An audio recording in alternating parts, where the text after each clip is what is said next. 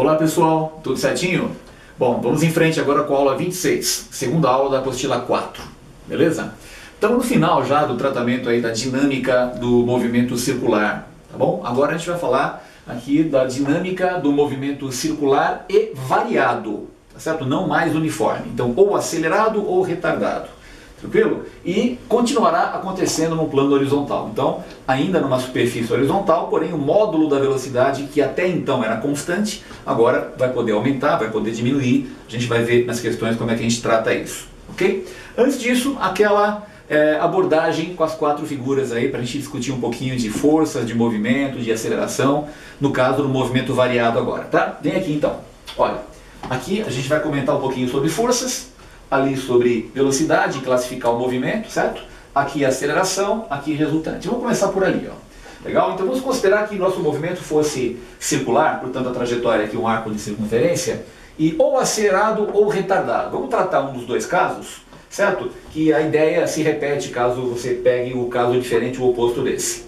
Tá? Vou pensar no movimento acelerado, poderia ser um retardado. Ok? Não importa, o importante é que o módulo de V não é constante, tá bom? Então vamos considerar que o movimento fosse circular acelerado, beleza? Ok, eu vou admitir que o movimento aconteça nessa direção, nesse momento, né? Aqui é a velocidade vetorial instantânea, nesse ponto aqui, tá? E nesse sentido, ok? Vetor velocidade, claro, turma, se eu fosse desenhar o vetor velocidade nessa posição, a direção tangente seria outra, então o vetor apareceria em outra direção, naquela posição, em outra direção. Por ser curvilíneo, a direção do vetor velocidade está variando, concorda? Além de variar a direção, como a gente vai tratar de movimento variado, o módulo de V também vai variar agora, tá? Então vamos considerar que esse movimento fosse circular e acelerado. Vamos tratar desse problema aqui. Muito bem, se esse movimento é circular, ele é curvilíneo, portanto, aqui ó, na figura das acelerações, a gente tem que desenhar aqui a componente centrípeta da aceleração, certinho? Aceleração centrípeta desenhada aqui. Como esse movimento agora é acelerado, então na direção tangente, no sentido do movimento, certo? Veja, no sentido da velocidade, a componente tangencial da aceleração. Agora tem as duas componentes, certo? Bom, se tem as duas componentes, a gente vai somá-las, deixa eu limpar um pouco a figura aqui, somar com a regra prática do paralelogramo, dá uma olhadinha, faça assim, ok? E vamos com isso obter aqui o vetor aceleração. Este é o vetor gama, ok? Muito bem, então agora ele apresenta as duas componentes, a tangencial e a centrípeta. Muito bem, lembra que se a gente tem o vetor aceleração nesta direção e sentido, temos que ter a resultante das forças na mesma direção e sentido. Então com bastante cuidado, tá? Se você vai fazer uma figura dessas, copiar esse desenho, sei lá, procura transportar para cá uma reta paralela àquela. Faz o melhor que você conseguir pelo menos, tá? Vê se tá bom assim, ó. Ok? Então isso daqui, ó, representa pra gente a resultante das forças. Resultante. Na mesma direção e sentido da aceleração. Tranquilo? Gente, ó, um pouco de prática mostra pra gente que quando a gente trata de movimentos curvilíneos, particularmente circulares, tá? E variados, convém que a gente trate separadamente o que acontece na direção tangente do que acontece na direção radial. Só lembrando, né, que a direção tangente e a radial fazem 90 graus, a gente já sabe disso, mas é bom insistir um pouquinho, né? E a radial passa pelo centro.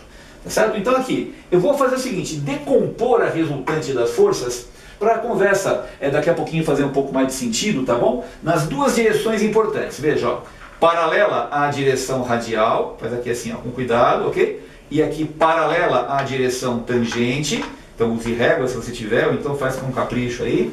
Eu vou separar a resultante em duas componentes. Observe, uma componente da resultante aqui, que eu vou chamar de resultante tangencial, e a outra componente da resultante aqui, que a gente já conhece de longa data, a gente chama já há algum tempo isso de resultante centrípeta. Tá certo? Só lembrar que resultante corresponde à soma de todas as forças que atuam no corpo, certo? Então este segmento orientado representa a soma de todas as forças. A resultante tangencial vai, na verdade, representar a soma vetorial de todas as forças ou componentes de forças que atuarem aqui na direção tangente.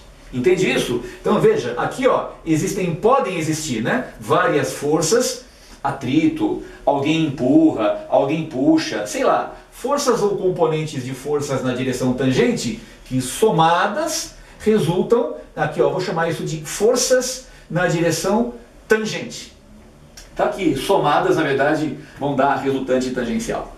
Tá certo? E tem várias forças na direção, ou pode haver várias forças ou componentes de forças na direção radial. Algumas apontadas para o centro, outras apontadas para fora, mas a resultante tem que apontar para o centro. Então eu posso ter forças apontadas para cá, posso ter forças apontadas para lá. O importante é que somando vetorialmente todas essas, a resultante aponte para o centro. Do mesmo jeito em cima, né? Deixa eu tirar isso daqui, ó, para fazer um raciocínio semelhante com esse, ó. Eu posso ter forças na tangente contra o movimento, forças na tangente a favor do movimento. O importante é que ao somar todas as forças ou componentes de forças na tangente, eu tenho a resultante tangencial assim. Somando todas as forças ou componentes de forças na radial, eu tenho a resultante apontada para o centro. Nas questões, essa conversa de forças tangentes e radiais vão ficar mais claras. Tá? Então isso aqui é só uma revisadinha rápida. Agora aqui em cima, vem cá. A segunda lei de Newton. A resultante das forças é sempre igual a massa multiplicada por aceleração. Em módulo a resultante, em módulo o gama. Certo? Aqui eu posso colocar, deixa eu colocar primeiro vetorialmente, depois a gente trata os módulos. Assim. Então, seguindo isso daqui, ó, eu posso colocar resultante das forças igual massa vezes gama, que resulta da adição da componente centrípeta com a componente tangencial da aceleração. Certo? Se a gente aplicar a propriedade distributiva, multiplicar esse m por AC e esse m por AT, aqui na linha de baixo, ficaria assim, veja, ó, resultante das forças igual, aqui, massa multiplicada por aceleração centrípeta, mais, agora ali, ó, massa multiplicada por aceleração tangencial. Claro que a resultante das forças, então, acaba ficando assim, não é isso? Ó, MAC é a maneira de calcular a resultante centrípeta. E aqui MAT é a maneira, é o modo de calcularmos a resultante tangencial. Veja, as duas componentes da resultante, que ali foram desenhadas separadamente, somadas, dando como resultado a própria resultante. E aqui a expressão que mostra isso. Agora, veja uma coisa, a resultante centrípeta em módulo é massa vezes a aceleração centrípeta em módulo. Então vamos lembrar, isso pode ser massa vezes v quadrado sobre o raio, ou pode ser massa vezes ômega ao quadrado vezes o raio. O módulo da resultante tangencial é massa vezes o módulo da aceleração tangencial. Agora vamos lembrar, isso é massa vezes módulo da tangencial, é sempre o módulo da aceleração escalar. Essas são as expressões com as quais a gente faz contas. Vamos fazer exercício agora para te mostrar como é que funciona isso, tá? Temos duas questões na apostila aí, na aula 26. Bom, gente, então aqui um resuminho do tratamento vetorial, as 4 figurinhas importantes, e aqui a parte analítica, a segunda lei de Newton aplicada ao problema. Agora, vamos aos exercícios, vamos à prática para a gente pegar um pouco de firmeza com isso daí. Tá legal? Vamos lá então. Gente, muito bem. Este é o exercício número 1 então. FUVEST, segunda fase, questão com 4 itens, questão extensa, um pouco trabalhosa, tá? Um dos itens se destaca assim pelo nível de dificuldade um pouco mais elevado. Um outro item se destaca pela pouca incidência no assunto que ele aborda. E outros 2 itens são mais comuns e também mais tranquilos. Vamos ver o que está acontecendo. 2 pequenas esferas, cada uma com massa de 0,2 kg, estão presas nas extremidades de uma haste rígida de 10 cm de comprimento, cujo ponto médio está fixo no eixo de um motor que fornece 4 watts de potência mecânica. A figura abaixo ilustra o sistema. Então dá uma olhada, esse é o sistema. Aqui tem o eixo, certo? Ele próprio escreve na questão, é o eixo do motor aqui, 2 esferas nas extremidades dessa barra, que tem 10 centímetros de comprimento, portanto metade dela, que eu chamei de R, é 5 centímetros, tá? Ou em metros, 0,05 metros. Ele deu essa informação. O que mais? Cada uma dessas bolinhas tem massa de 0,2 kg. E esse eixo está ligado ao motor, que quando gira, quando roda, transfere para esse sistema uma potência de 4 watts, ou seja, 4 joules de energia por segundo, 4 watts. No instante t igual a zero, o motor é ligado e o sistema, inicialmente em repouso, passa a girar em torno do eixo, ou do seu eixo, isso. Determine, então veja, ó, V0 é zero, o sistema parte do repouso, tá bom? Bom, note e adote. A massa da haste e do eixo do motor devem ser ignoradas. Então, nesse sistema, as únicas massas relevantes são das esferas. Não atuam forças dissipativas no sistema. Nada de atrito, nada de resistência do ar. Então, aqui o que acontece é o seguinte: toda a energia que o motor fornece é efetivamente transferida às esferas. Nada se perde em forma de calor, som, não há perda de energia, ok? Bom, então determine no item A a energia cinética total E das esferas em T igual a 5 segundos. Vamos ver se cabe aqui nesse espaço, olha. Aqui, quando T for 5 segundos, quanto vale a energia cinética total E fornecida para as duas esferas? Tá certo? Note que começa a questão a partir da velocidade inicial zero. Turma, se não há perda de energia, toda a energia que o motor fornece, 4 joules por segundo, são transferidas para as duas esferas. 4 joules a cada segundo. Queremos saber a energia ao final de 5 segundos. Usando o conceito, a definição de potência, potência medindo variação, transformação, transferência de energia sobre o intervalo de tempo.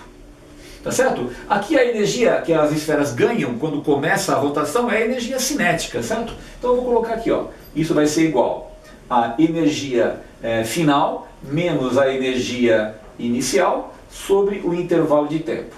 Como o sistema começa do repouso, a energia cinética inicial então é zero.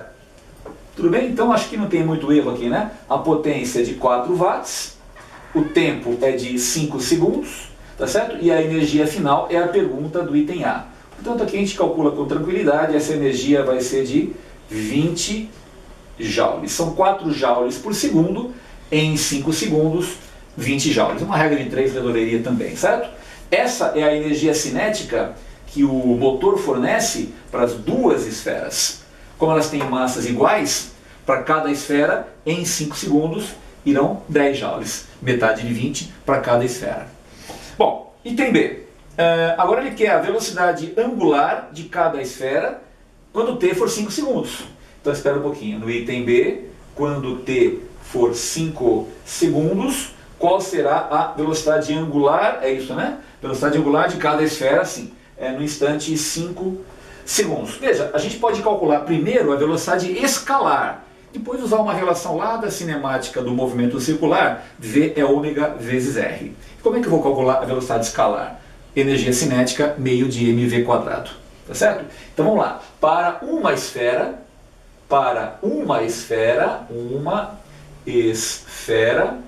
ao final de 5 segundos, a energia cinética de uma esfera será metade de 20.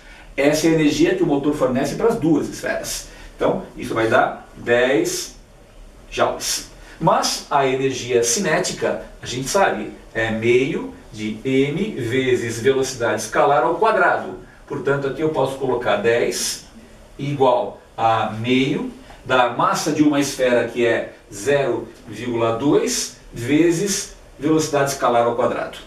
Tá certo? Bom, metade de 0,2 é 0,1. 10 dividido por 0,1 é 100. Se v quadrado é 100, então eu vou colocar aqui que v é igual a 10 metros por segundo. Será que você consegue ver aqui embaixo direitinho? Dá uma olhadinha se apareceu para você aí, 10 metros por segundo. Bom, nota, esta é a velocidade escalar de cada esfera ao final de 5 segundos. Mas queremos a velocidade angular de cada velocidade. Então, eu vou colocar o seguinte aqui, ó. Então, a velocidade angular, a gente já aprendeu isso, é velocidade escalar sobre o raio. Ou V é ômega vezes R, certo? Então, a velocidade escalar, 10, e o raio em metros, ok? Foi dado em centímetros, converte isso aqui para metros, 0,05, então fica 100 dividido por meio, isso dá 200, certo? Então aqui eu vou ter velocidade angular igual a 200 radianos por segundo. Essa é a unidade de medida da velocidade angular no Sistema Internacional de Unidades. Deixa eu fazer um destaquezinho aqui. Eu gosto sempre de colocar os resultados em destaque. Então, estamos fazendo aqui ó, a questão número 1, que é uma questão da FUVEST, certo? Da segunda fase, né? Um comentário interessante que vale a pena fazer aqui, pessoal, veja. Nós utilizamos aqui ó, o resultado do item A, tá certo? Quando calculamos a energia das duas esferas aqui, deu 20 joules, nós dividimos por 2 e trouxemos para cá 10, percebe? Tá? Então a gente dependeu dessa resposta para chegar a esta. Tá? O usual nessas provas de segunda fase, onde tem vários itens numa questão, se um item depende do anterior, os caras geralmente têm o bom senso de, se você de repente erra o item A, tá? E chega, portanto, a uma resposta não desejada aqui no item A, traz essa resposta errada para o item B, mas se você não erra nada, a não ser o resultado que você trouxe errado, né? Mas se o seu raciocínio no item B foi correto, os cálculos feitos ainda que com o número errado estão corretos, você vai chegar numa resposta também não esperada aqui. Mas eles consideram o seu item B como correto. Você não é penalizado duas vezes. Já foi penalizado quando perdeu os pontos do item A. Mas se você não errou nada no item B, a não ser trazendo o resultado errado do A, né? Mas o raciocínio correto e as contas feitas de maneira correta, a pontuação integral do item B costuma ser fornecida nesse tipo de questão. Muito bem. Agora, no item C, o que se pede no item C? A intensidade F da força entre cada esfera e a haste. Veja, turma, esse é o item mais trabalhoso da questão, é o item que vai dar assim, mais trabalho de conceito, de interpretação e até de cálculos. Quer ver? Então vamos lá no item C. Eu vou olhar para uma esfera apenas, o que valer para uma vale para as duas. Tá? Eu vou desenhar apenas a esfera do lado direito aqui. Ó. Então dá uma olhadinha, essa é a esfera que aparece do lado direito da figura desenhada aqui, ó, assim. Tá? Aqui eu tenho um pouco mais para a esquerda a haste ligada ao motor assim, certo? E isso continua para lá, para a esquerda. Muito bem, a gente quer saber qual é a força que esta haste horizontal está aplicando nesta bolinha, ele chama de F. Veja, o que eu vou fazer aqui é separar esta força pedida em 3 componentes. Nota? Presta atenção que a coisa, se você pegar desde o comecinho, você vai entender. Primeiro eu vou definir algumas direções. Olha, eu vou chamar esta direção que eu estou tracejando em verde, tá vendo aqui? De direção Z. Vou chamar de Z essa direção, ok? Eu vou chamar esta direção horizontal, para quem está vendo de frente isso aqui, tá vendo? Ó? Essa direção aqui, eu vou chamar de X. E perpendicular a Z e a X, ou se você preferir, perpendicular ao plano da lousa, só que eu não consigo fazer uma linha aqui no plano da lousa, fora da lousa, certo? Então eu vou desenhar em perspectiva aqui, ó, uma olhadinha, uma direção aqui que eu vou chamar de Y, ok? X, Y e Z. Nota, X e Z fazem 90 graus entre si, assim como Y e X também fazem aqui, ó, 90 graus entre si. É lógico, todas as direções fazem 90 graus duas a duas. Agora vamos desenhar as forças que agem nesta bolinha. Primeiro, a força da gravidade, que é uma força vertical para baixo. Essa força a gente conhece, essa aqui não tem nenhum erro, essa é a chamada força-peso. Tá certo? Agora eu vou pegar a força pedida na questão, que ele chama de F, aplicada pela haste horizontal na bolinha, e separá-la em 3 componentes. Nota, uma das componentes estará na direção Z, eu vou chamar essa componente de FZ, ok? Que vai impedir que a bolinha caia, certo? O apoio da haste impedindo que a gravidade leve a bolinha para baixo, portanto ela vai equilibrar o peso. A outra componente da força pedida vai atuar na direção radial, voltada para o centro, mantendo a bolinha na trajetória circular. Vai funcionar como resultante centrípeta. Se eu chamei de X aquilo, eu vou chamar essa componente da força de Fx. E a outra força é aquela que a haste exerce na bolinha, empurrando a bolinha nesta direção, fazendo a velocidade angular e a escalar aumentar. É a força que a haste transmite à bolinha, a energia que o motor fornece transmite-se à bolinha por esta força. Tá? Uma força nesta direção, nesse sentido, que eu vou chamar de Fy. Se eu souber então quanto vale cada uma destas 3, O resultado da adição vetorial dessas três é a resposta que eu busco na questão. Vamos calcular então lentamente, passo a passo, começando pela mais fácil. Quer ver? Ó? Essa FZ.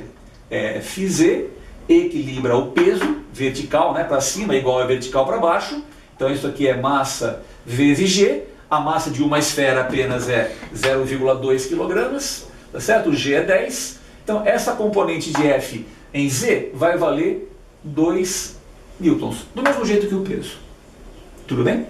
Essa componente horizontal voltada para o centro vai funcionar como resultante centrípeta. Vai fazer aqui, ó. Então a força Fx faz papel de resultante centrípeta, certo? Então isso aqui vai ser igual a massa vezes a aceleração centrípeta, certo? Vamos lá. A massa da bolinha, 0,2. A velocidade escalar está ali, ó, 10 elevado ao quadrado. E o raio da trajetória, 0,05. 0,05. Agora com um pouco de cuidado, 10 ao quadrado, 100. 100 dividido por 0,05 vai dar 1000, dá 2000, se eu não errei a conta. Então 0,2 vezes 2000, isso aqui deu 400 newtons. Então eu calculei a componente Fx. A mais aqui trabalhosa, mais enigmática, é esse Fy, que é exatamente a força que vai fazer a energia que o motor fornece chegar a essa bolinha. Mas veja qual é a potência do motor.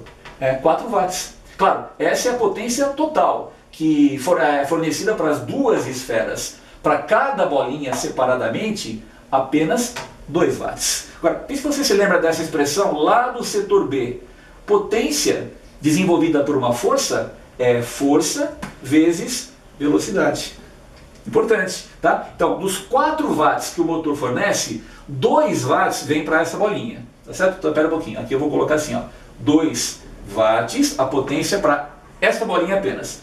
Esta força é que faz a energia fornecida pelo motor chegar até a esfera, e é exatamente o Fy que faz isso aqui. Então, isso aqui vai ser igual a Fy vezes a velocidade que eu já sei quanto vale, 10 metros por segundo, no instante 5 segundos, claro, né? Que é o instante que a gente está calculando tudo isso.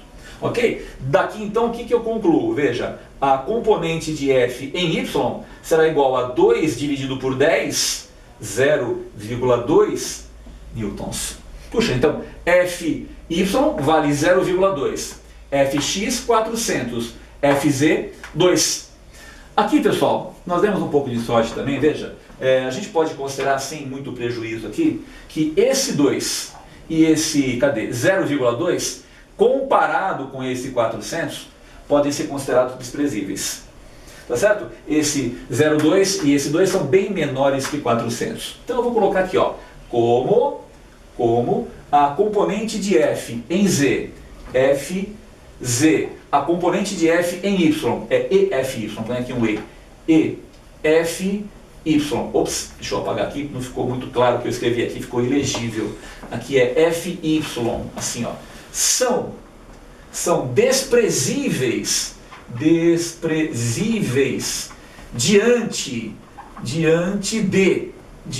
de Fx. Eu posso considerar então que o resultado da adição vetorial desta e desta componente acaba coincidindo aproximadamente com a própria Fx. Então, F pedido é aproximadamente igual ao Fx, que portanto será 400 newtons, que é a resposta que eu busco na questão, ok? Então eu vou colocar isso aqui como resposta. Agora veja, se estas duas componentes de força não fossem desprezíveis diante dessa, eu teria que fazer a adição vetorial. E como é que eu faria isso? Eu faria 2 a 2, quer ver? Olha, eu faria um Pitágoras com Fx e Fy, e o resultado, aqui a hipotenusa, seria cateto para eu fazer novamente um Pitágoras com esta outra componente.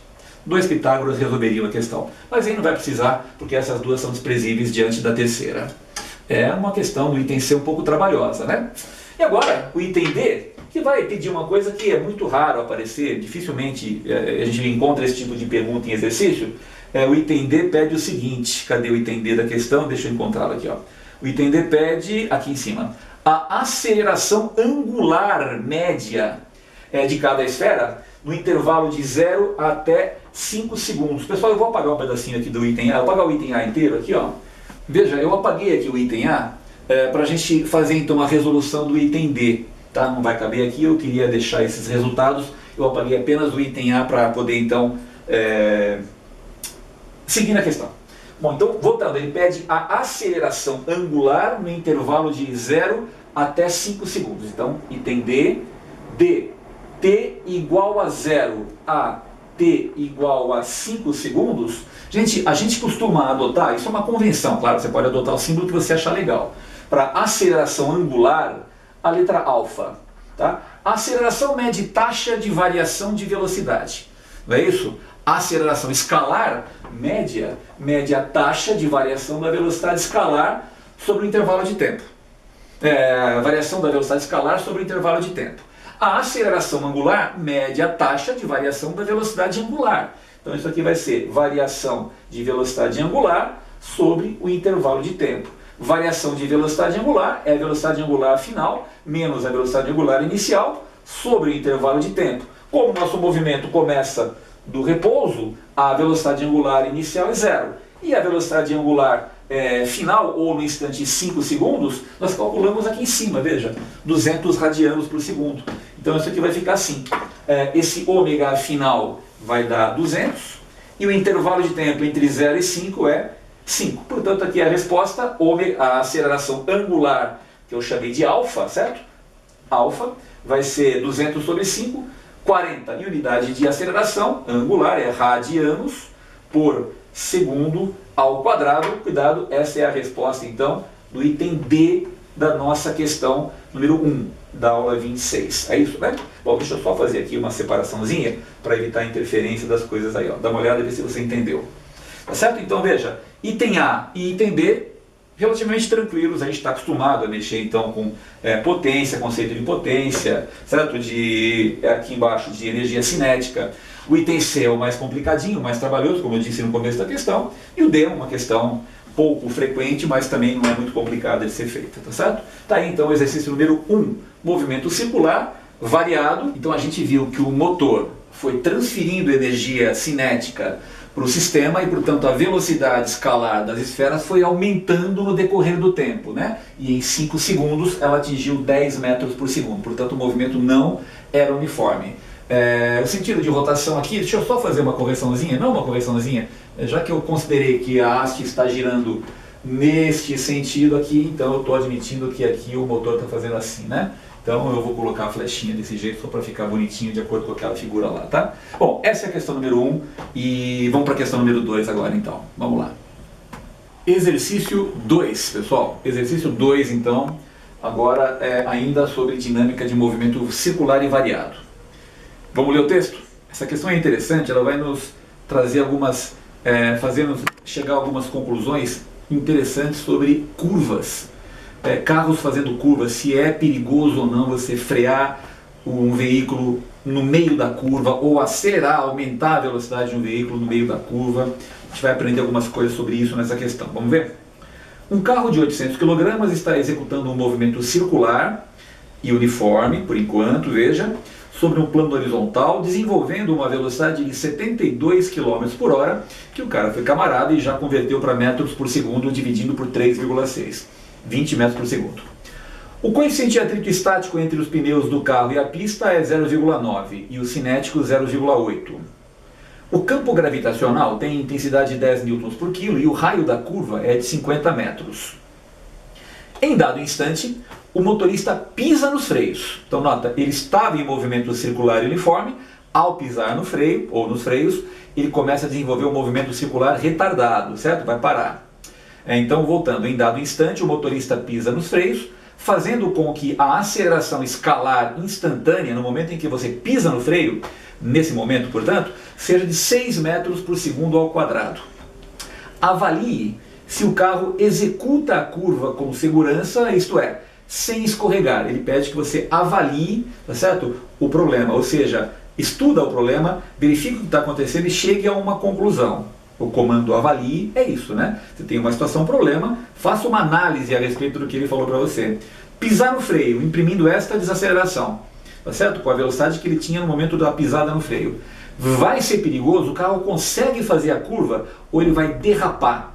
e vai sair pela tangente de acordo com o princípio da inércia. Então, vamos fazer o seguinte, vamos analisar a dinâmica do problema. O que significa analisar a dinâmica do problema? Pensar em forças, pensar em resultante, em aceleração, aquelas 4 figuras tradicionais. Forças, movimento, aceleração, resultante, tá? Vou começar com essa, gente, ó. Vamos pensar assim, visão de cima. Isso aqui é o carro na curva, tá bom? Imagine que no momento em que ele pisa no freio, nesse momento aqui, ó, tá? O carro estivesse se movimentando, por exemplo, para onde? Vamos imaginar que ele estiver indo para cá, ó, tá? Então esta é a velocidade vetorial, V, tá certo? Cujo módulo ali em cima é de 20 metros por segundo no momento em que ele pisa no freio, tá certo? Então a partir de agora o movimento passa a ser o quê? Circular, retardado. Então eu vou classificar o movimento como circular e retardado. Então, figura 2 é figura 2. 1, 2, 3 e 4, tá? A gente classifica o movimento e desenha o vetor velocidade. Agora, vamos lá. Se esse movimento foi classificado como circular, mais uma vez, curvilíneo, então ele vai apresentar uma aceleração centrípeta neste sentido. Joga um AC aqui, aceleração centrípeta. Se a velocidade está nesse sentido e o movimento é retardado, então aparece uma componente tangencial da aceleração nesta direção e neste sentido.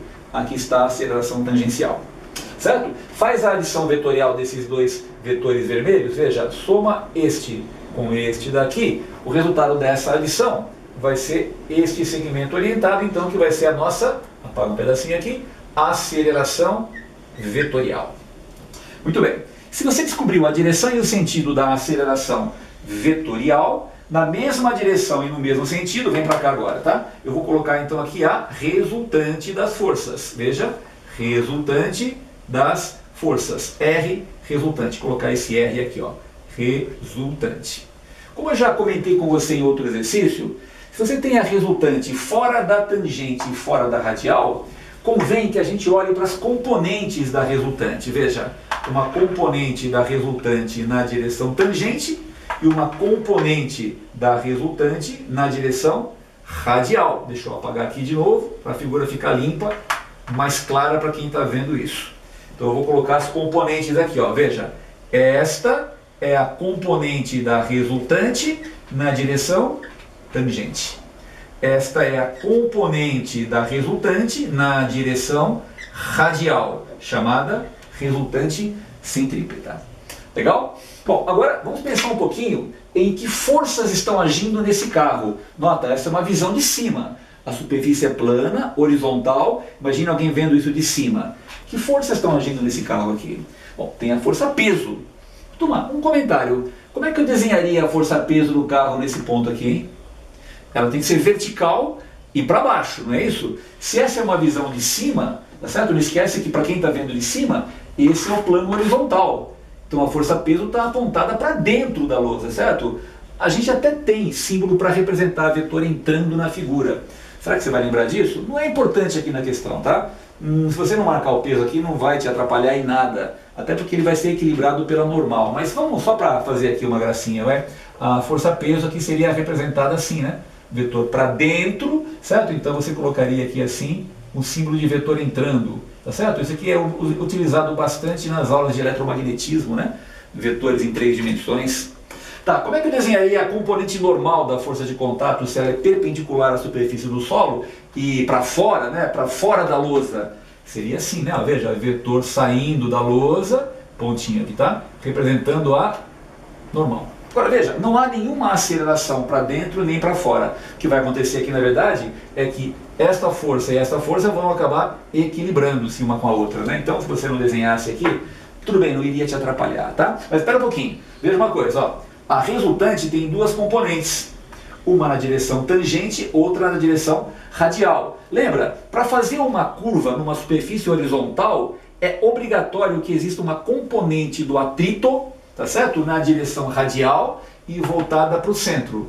Esta daqui, ó, é uma componente do atrito que eu vou chamar de atrito na direção radial. Esse R é de radial, ok? Radial, tá certo? Que vai funcionar como resultante centrípeta, para impedir que o carro saia pela tangente. Lá na aula anterior, quando o movimento ainda era curvilíneo, circular e uniforme, nós vimos que no movimento circular uniforme, o atrito funciona como resultante centrípeta.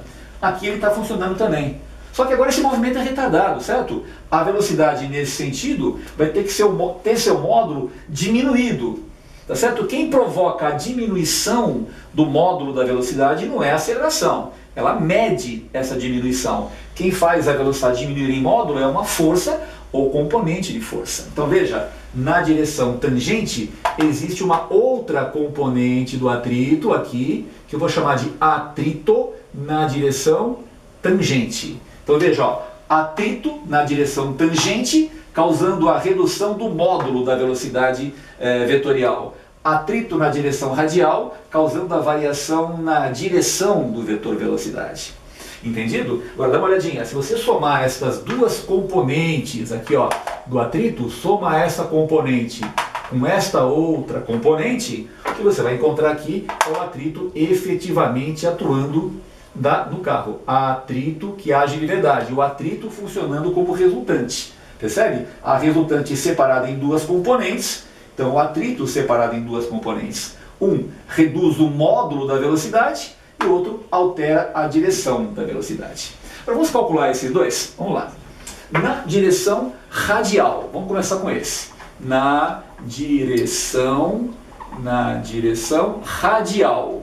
Na direção radial. Qual é a direção radial? Essa que passa pelo centro. Ok? Essa aqui, ó, o atrito na direção radial vai fazer papel de resultante centrípeta. Então, resultante centrípeta. Então, é massa vezes a aceleração centrípeta. Vamos lá, a massa do carro, cadê? A massa do carro, 800 kg. A velocidade, 20 metros por segundo. Não esquece que isso vai ao quadrado. Divide pelo raio, que é 50 metros. Faz comigo, 20 ao quadrado é 400. Dividido por 50 é 8 vezes 800 é 6.400 newtons. Muito bem, agora na direção radial foi essa, agora na direção tangente. Vamos calcular agora a intensidade do atrito na direção tangente. Então o atrito na direção tangente, nota, não existe nenhuma outra força ou componente de força na direção tangente. Essas estão na direção perpendicular ao plano da figura e já equilibradas, tá certo? Então isso vai funcionar como resultante tangencial. Então isso é massa vezes aceleração tangencial. A aceleração tangencial tem módulo igual à aceleração escalar. A massa do carro, 800, a aceleração escalar, 6. Isso aqui vai dar 4.800 newtons. Então veja bem, turma, encontrei aqui as intensidades das duas componentes do atrito. Agora eu posso calcular então o módulo do próprio atrito. Então vamos lá. Então o atrito efetivamente que atua nesse carro é a hipotenusa do triângulo retângulo de catetos 6.400 e 4.800. Então A ao quadrado será igual a 6.400 elevado ao quadrado mais 4.800 elevado ao quadrado. Isso é o teorema de Pitágoras aplicado aí, tá certo? Bom, essa continha está feita aqui com um pouco de antecedência, para a gente não perder muito tempo com ela agora, pessoal, tá? Eu vou pegar a resposta direto aqui. O atrito, pessoal, que vai efetivamente atuar nesse carro aí, ou que precisaria atuar nesse carro, será de 8.000 newtons, que é o resultado dessa conta. Tá certo? A gente gostaria que esse carro, ao fazer a curva freando, não escorregasse, concorda? Então é preciso que esse atrito aqui seja do tipo estático. Se virar cinético é porque a roda escorregou. Lembra, o carro quando tem as rodas rolando, esse atrito é estático. Então eu quero que o carro não escorregue, não saia pela tangente, tá? Então eu quero que esse atrito seja estático. Agora, cuidado! O atrito estático, ele tem seu valor limitado pelo atrito estático máximo. Vamos calcular aqui. O atrito estático máximo, ele é igual ao coeficiente de atrito estático vezes normal. O coeficiente de atrito estático está lá em cima nos dados fornecidos. Está aqui, ó, 0,9. Tá bem? Está no enunciado. 0,9. A normal, gente, equilibra o peso. O peso é massa 800 vezes G, 10. 800 vezes 10, 8.000. Então 0,9 vezes 8.000 vai dar 7.200 newtons. Ou seja, para este coeficiente de atrito estático, tá certo? Para esse estado de pneus e de asfalto e de piso, o maior atrito estático que pode aparecer é 7.800. Não pode ultrapassar, 7.200. Não pode ultrapassar esse valor. Porém, para que a curva seja feita com segurança nessa frenagem, ele teria que valer 8.000 newtons. Puxa, então pera um pouquinho. Como o atrito necessário é maior do que o atrito estático máximo, tá? O atrito estático não pode chegar àquele valor que é o necessário para a curva acontecer, então esse carro não consegue fazer a curva, ele vai derrapar. Tá certo? A pergunta foi essa, né? Avalie se o carro executa a curva com segurança. Então eu vou colocar aqui, o carro não executa a curva com segurança, tá certo? Ele derrapa e sai e escorrega saindo pela tangente. O carro não executa a curva com segurança. Então veja, com segurança. Ao ter pisado no freio, freado esse carro no meio da curva, o que acontece é que o atrito estático máximo para que a curva fosse possível ultrapassa o limite, tá certo? O atrito estático máximo determina esse limite. Agora, pensa aqui, ó, e se o motorista desse carro não tivesse pisado no freio? Tá? Se ele tivesse mantido esta velocidade de 20 metros por segundo constante e esse movimento fosse circular e uniforme na curva. Se fosse uniforme, turma, não haveria aceleração tangencial, não haveria resultante tangencial, não haveria esta componente do atrito na direção tangente e o atrito na radial, onde está ele? Seria a resultante centrípeta e ele vale 6.400 newtons. Nota que ele é menor do que o atrito estático máximo. Então, se ele tivesse mantido a velocidade constante na curva, ele teria conseguido fazer a curva. Percebeu? Ter freado no meio da curva fez com que o atrito necessário para a curva acontecer ficasse maior do que o atrito estático máximo. E a curva, nesse caso, não foi possível. Nunca freie numa curva. Pode ser perigoso. E nem acelere na curva também. Tá certo?